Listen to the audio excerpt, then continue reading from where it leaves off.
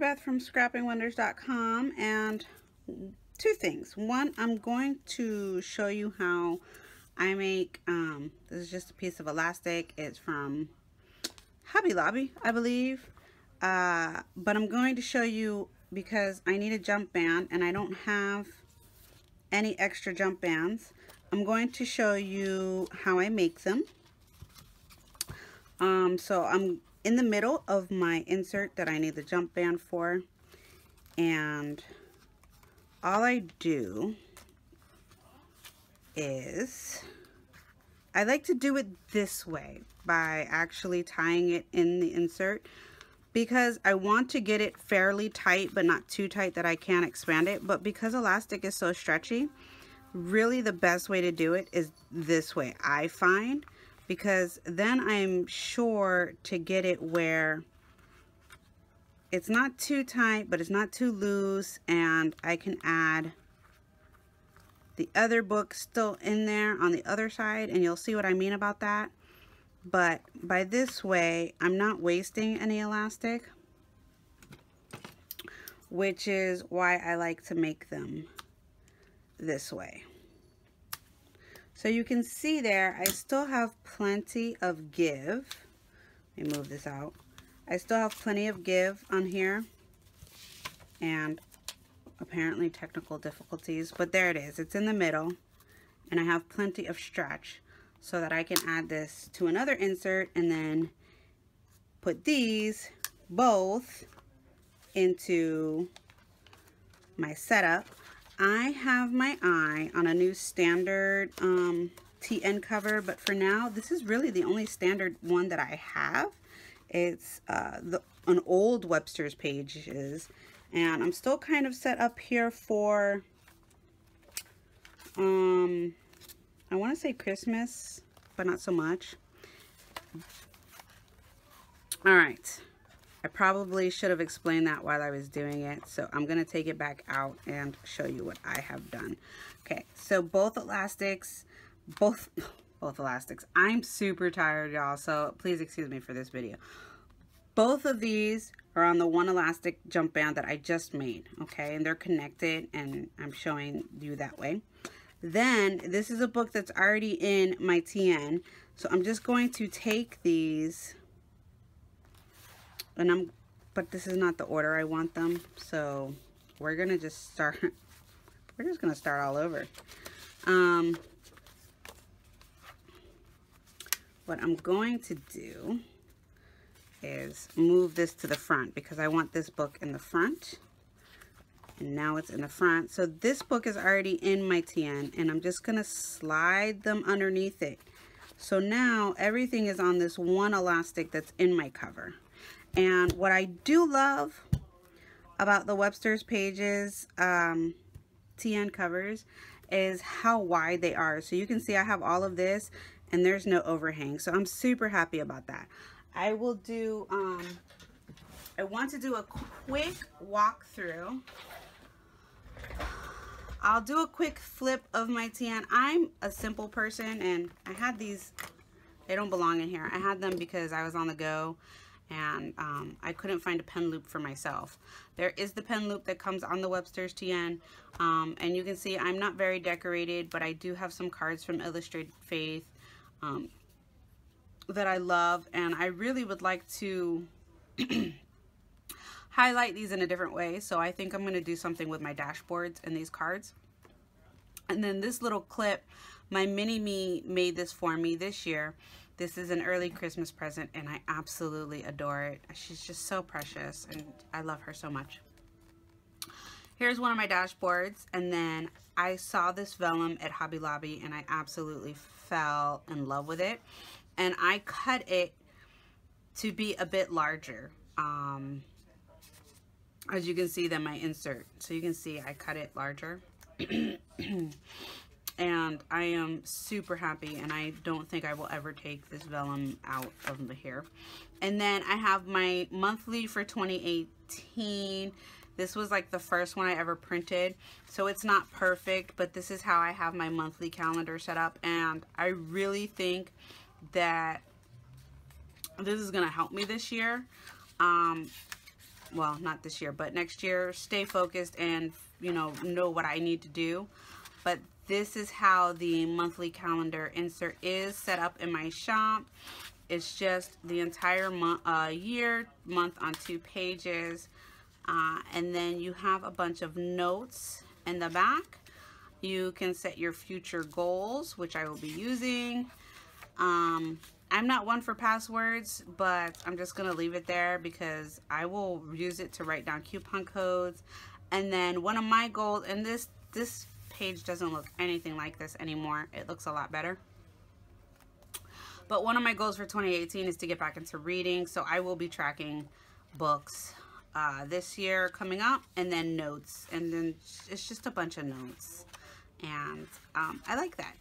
Then the back of my vellum and the back of my dashboard. And then I have this vellum that I also found in Hobby Lobby, and it was just so pretty. So I cut that one bigger. I don't know if I'll keep this one. I'm not as in love with this one as I am with this one. I love this one. But it's there for now.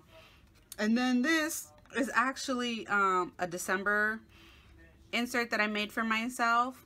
And yeah, it says January through March because I was a hot mess. But this is December, and as you can see, I'm not doing very well. But this is how a weekly, I did a week on one page and then blank on the other for doodles and stuff. And I really like this setup too. And then I put some extra stuff in here for myself of things that I want to keep track of, like my social media and Amazon revenue and Etsy revenue. And this was supposed to be a Christmas list, and you see I didn't change the date. But yeah, this is a hot mess, but I didn't want to waste the paper. So I'm working with it. Then this is for next year, and this is the first quarter insert that I have in my shop, and this is actually printed correctly, and this is the one that I really wanted to do a flip through for you and show you.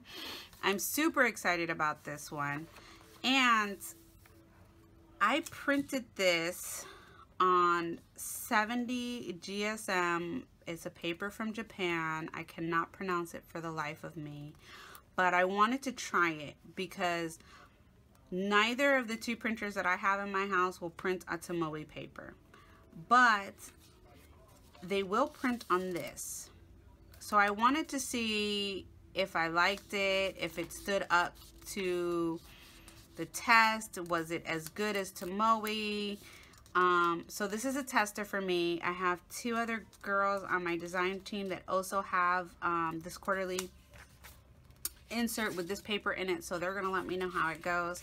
And if it goes well, the second quarter I will offer the option to purchase it with this paper. What I do like about it is this is a fairly thick insert, but the paper, again, it's thin like Tomoe. So even though it's thick, it doesn't look as thick as it does when it's printed on the 32-pound premium, and that's what I like. So it's just a month on 2 pages, and then the week on 2 pages. This is a Monday start one. And then at the end of the month, I have a currently section. And that's something that I, for me, wanted to start keeping track of, because I thought it would be kind of cool to look back throughout the year and see, like, what was I into at that point in time. So at the end of January, you know, what am I reading, listening, making, feeling, planning, and loving? I thought that was just a nice touch to have inside the planner. And then February starts, and you have a notes section there, and then it just keeps going for all of the weeks in February, and then the currently, and then we have March. And then I'm going. And then you have your currently for March, and then we have a note.